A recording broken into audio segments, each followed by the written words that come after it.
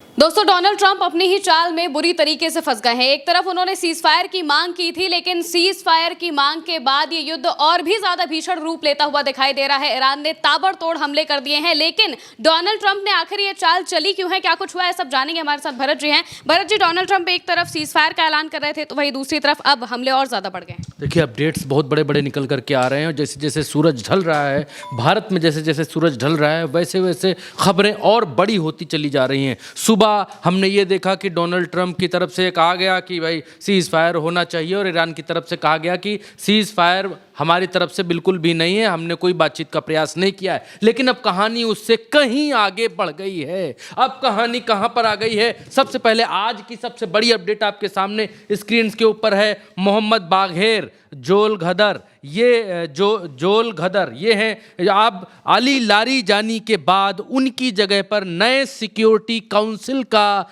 नया सचिव नियुक्त कर दिया गया है।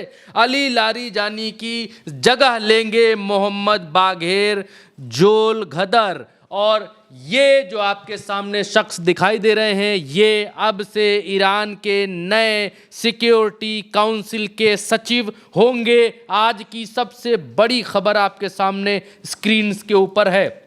अब खबर में आगे बढ़ेंगे तो आपके सामने स्क्रीन के ऊपर दूसरी बड़ी अपडेट ये है कि ईरान मीडिया ने यह कहा है कि एनर्जी इंफ्रास्ट्रक्चर के ऊपर अटैक किया गया है, और ये अटैक किया है, इजराइल की तरफ से अटैक हुआ है और यूएस की तरफ से, यूएस स्ट्राइक्स में उनके जो है टारगेट किए गए हैं। 2 गैस फैसिलिटीज़ और पाइपलाइन उनकी जो है टारगेट की गई है, और यूएस प्रेसिडेंट डोनाल्ड ट्रंप ने यहाँ पर कहा था कि हम जो है अभी पावर इंफ्रास्ट्रक्चर पर हमला नहीं करेंगे। आज की खबर है 24 तारीख की 4:29 PM, यानी शाम सूरज डूबने से कुछ देर पहले की यह खबर कि ईरान के भीतर भयंकर हमले शुरू हो गए हैं। अपने वादे से पीछे हट गए हैं डोनाल्ड ट्रंप। आपके सामने एक और दूसरी समाचार एजेंसी के हवाले से खबर है जिसमें कहा जा रहा है US Israeli offensive targets energy infrastructure in Iran, Isfahan और खुर्रम शहर। ईरानियन मीडिया की तरफ से दावा किया गया है कि खुर्रम शहर और इस्फहान में उनके पावर फैसिलिटीज़ के ऊपर भयंकर हमले बोले गए हैं इजराइल की तरफ से और अमेरिका की तरफ से। यहाँ पर बिल्कुल क्लियर कट ये बात होती सामने नज़र आ रही है कि ट्रंप जो अब तक कह रहे थे, जो गा बजा रहे थे, वो बिल्कुल ही गलत बात सामने निकली है। अब जो है जंग का जो 25वां दिन है उस पर इंफ्रास्ट्रक्चर के ऊपर हमले हुए हैं। ईरान के इस्फहान शहर में गैस के प्लांट के ऊपर और गैस कंट्रोल स्टेशन के ऊपर हमला किया गया है। खुर्रम शहर में पावर प्लांट और उसकी गैस पाइपलाइन पर हमला हुआ है। और दूसरी तरफ एक बड़ी खबर ये भी निकल करके आ रही है कि लेबनान से भी हमले तेज हो गए हैं। लेबनान में जो ईरान समर्थक हैं हिजबुल्लाह, उन्होंने आज जो है 5 ठिकानों पर इजराइल के भयंकर 5 ठिकानों के ऊपर यहाँ पर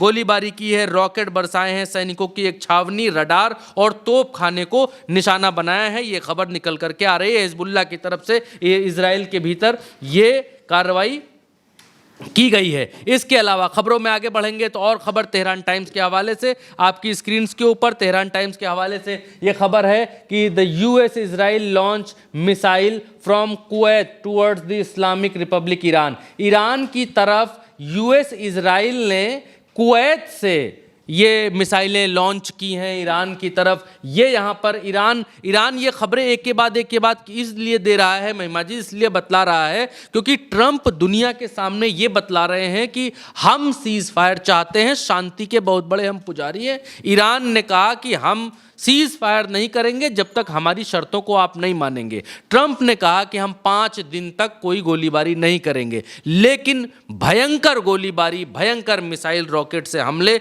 दोनों तरफ से जारी है इस दरमियान। अब मेन पॉइंट क्या है? मेन पॉइंट ये है कि ट्रंप अचानक क्यों इस बात को कहने लगे कि हम सीज फायर चाहते हैं, क्यों? उसके पीछे बहुत बड़ी वजह निकल करके सामने आई और सबसे पहले इन वजहों को पकड़ा ईरान ने। आपके सामने स्क्रीन के ऊपर ये एमबी गालिबाफ है।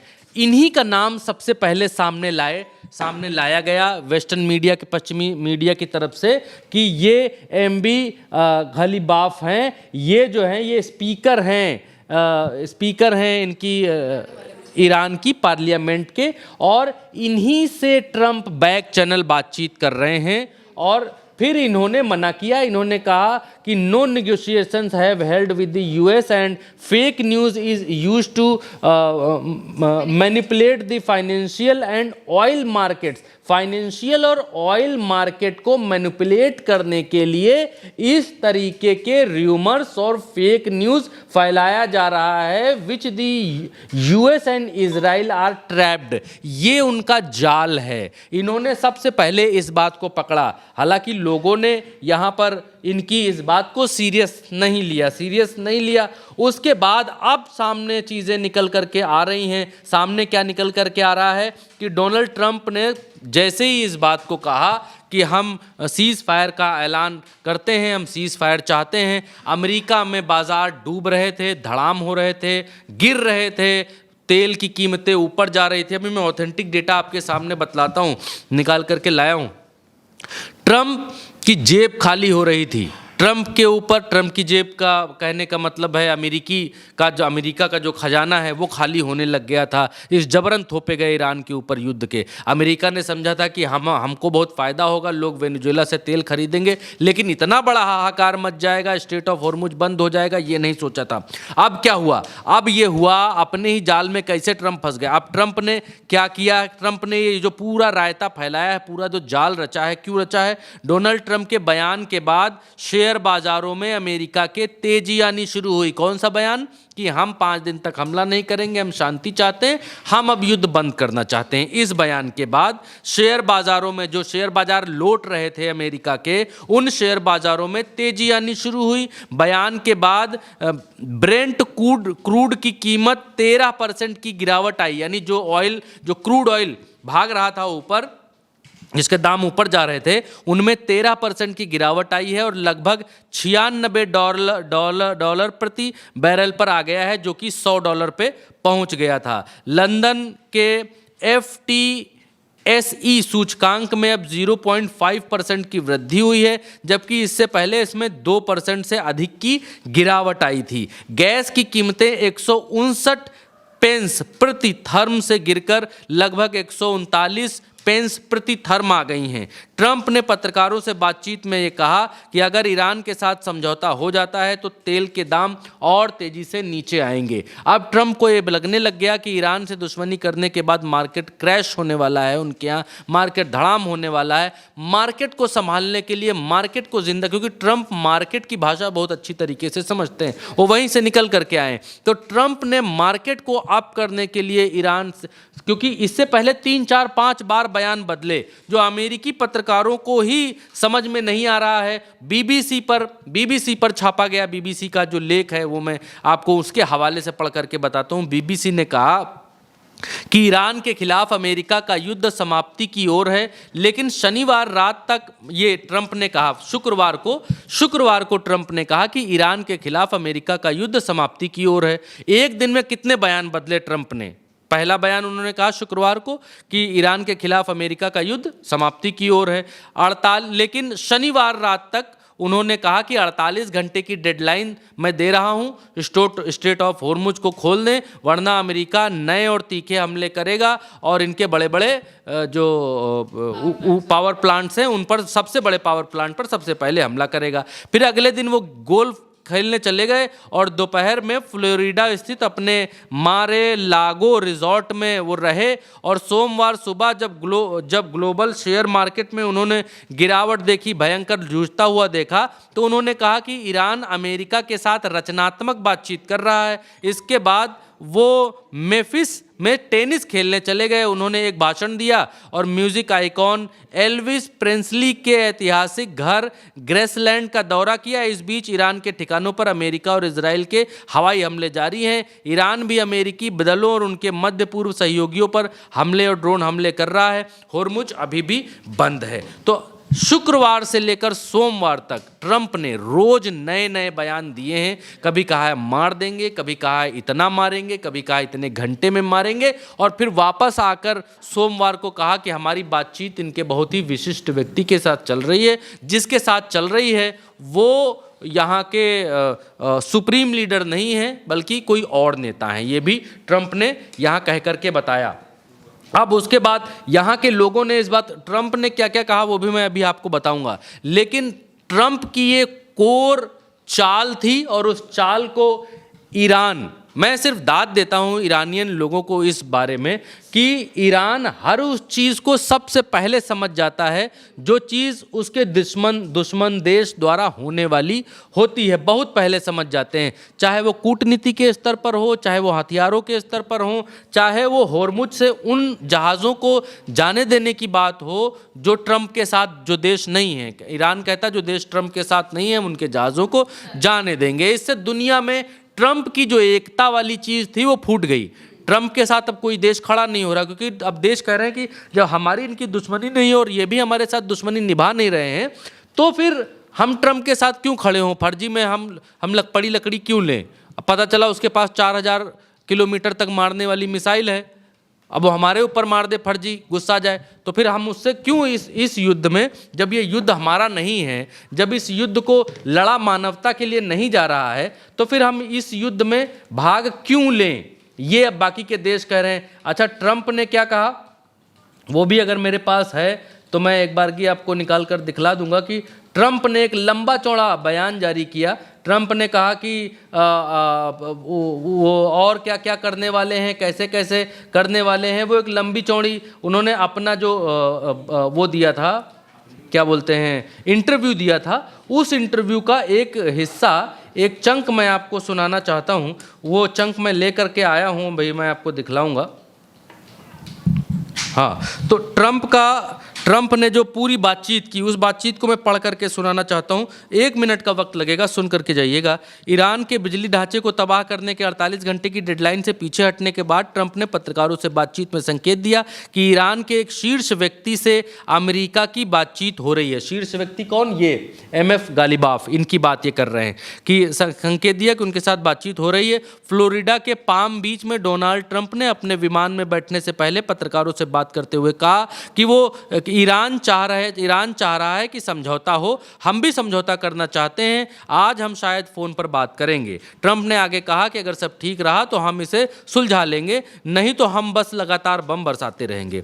ईरान के साथ बातचीत पर उन्होंने कहा कि देखेंगे कि वो क्या करते हैं, हमारे बीच में ज़्यादातर मुद्दों पर सहमति है, मैं कहूँगा कि लगभग सभी मुद्दों पर सहमति है। राष्ट्रपति ने कहा कि अमेरिका एक शीर्ष व्यक्ति से बात कर रहा है लेकिन सर्वोच्च नेता से नहीं कर रहा है। ईरान ने सर्वोच्च नेता मुज्तबा खामनई के बारे में उन्होंने कहा, ईरान के जो सर्वोच्च नेता मुज्तबा खामनई उनके बारे में कहा कि पता नहीं वो जिंदा हैं या नहीं है। ट्रंप ने आगे संकेत दिया कि ईरान शांति के बदले अपने परमाणु हथियार कार्यक्रमों की योजनाओं को छोड़ने के लिए तैयार हो सकता है। उन्होंने कहा कि कल सुबह उनके समय के अनुसार हम उनके सबसे बड़े बिजली उत्पादन प्लांटों को उड़ाने वाले थे जिनके निर्माण में $10 अरब से ज़्यादा खर्च हुआ है। अब बहुत बड़ा था, पैसे की कोई कमी नहीं थी, एक वार में हम सब कुछ उनका ख़त्म कर देते, वो सब ढह जाता। वो ऐसा क्यों चाहेंगे कि हम उनका सब कुछ ढहा दें, इसलिए उन्होंने हमको कॉल किया। मैंने उनको कॉल नहीं किया, उन्होंने हमको कॉल किया और समझौता करना चाहते हैं।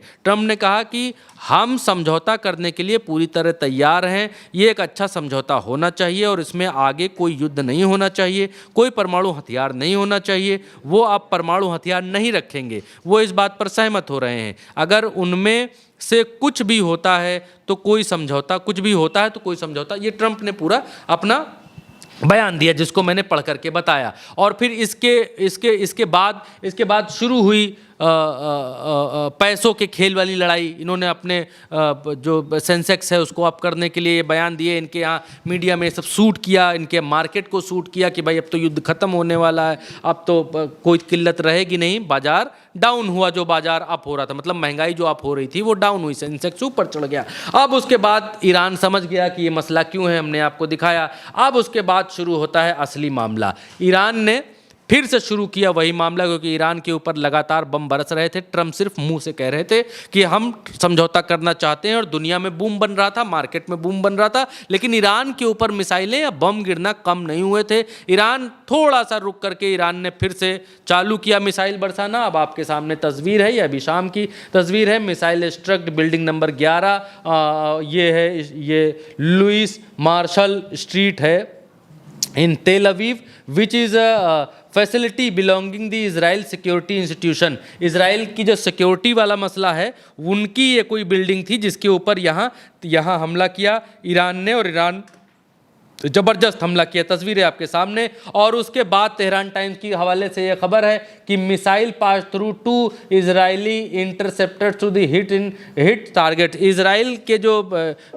मिसाइल को खोजने वाले इनके यंत्र हैं, उनको पास करते हुए, चीरते हुए, आप देखिए तस्वीर में, यहाँ ईरान की मिसाइल जा रही है और उनको रोकने वाला कोई नहीं है, और रोकने वाले इनके इंटरसेप्टर की हालत क्या होती है, यहीं पर गायब हो गया, और ईरान की मिसाइल आगे जाती हुई यहाँ पर दिखलाई दे रही है। अब इसके आगे और नए नए वीडियोस और नए नए बयान यहाँ पर अब आने शुरू हो गए हैं। ईरान ने वार्न किया है। ईरान ने क्या कहा है, ये उनके अधिकारी हैं और यहाँ पर कह रहे हैं, ये क्लियर कट कि ईरान ने चेतावनी दी है। इसका हिंदी तर्जुमा बता देता हूं कि बुनियादी ढांचे पर किसी भी हमले से अमेरिकी सेना पंगु हो जाएगी या डूब जाएगी। अब अमेरिकी सेना को याद रखना चाहिए। अब यहाँ पर ईरानी अधिकारी हैं, इस बात को कह रहे हैं कि अगर ईरान के किसी भी इंफ्रास्ट्रक्चर पर हमला हुआ, तो यूएस फोर्स का हमला हुआ, तो उनको पैरालाइज्ड कर दिया जाएगा, संक कर दिया जाएगा, डुबा दिया जाएगा, पैरालाइज कर दिया जाएगा, ये पंगु कर दिया जाएगा। ये ईरान की तरफ से अमेरिका को